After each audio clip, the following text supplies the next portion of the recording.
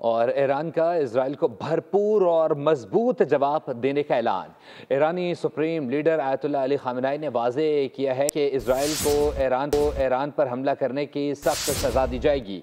ईरानी सदर doctor Masood Pezeshkian ने भी कौम से खिताब में कहा कि जुल्म पर खामोश नहीं रहेंगे। ईरान का फैसला कुन जवाब दुश्मन को उसके अहमकाना इक़दाम पर पशेमान कर देगा। उधर इजराइल ने दावा किया है कि ईरान ने उसके शहरों पर 100 से ज़ायद ड्रोन से हमला किया, जिन्हें नाकाम बना दिया गया। ईरान ने इजराइल पर जवाबी ड्रोन हमलों की तरदीद कर दी।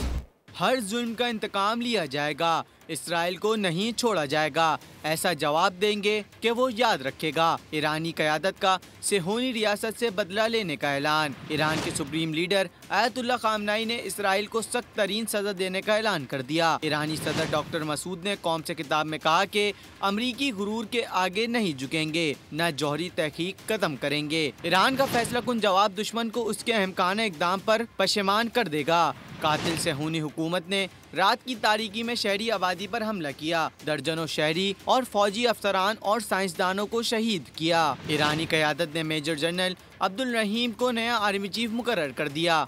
मोहम्मद पाकपुर पासदारान इनकलाब के नए चीफ कमांडर और अली शादमानी सेंट्रल हेडक्वार्टर्स के कमांडर मुकर्रर कर दिए गए। ईरानी क़यादत ने मुल्क में एमरजेंसी नाफिज कर दी। ईरान ने सलामती कौंसिल का इजलास बुलाने के लिए अक़वाम मुत्तहिदा को खत भी लिख दिया। उधर इसराइल ने दावा किया कि ईरान ने इसके शहर पर 100 से ज़ायद ड्रोन से हमला किया, जिसे नाकाम बना दिया गया। ईरान ने इसराइली दावे की मुकम्मल तौर पर तरदीद कर दी। इसराइली वज़ीर आज़म ने ईरान पर हमले जारी रखने का ऐलान किया है।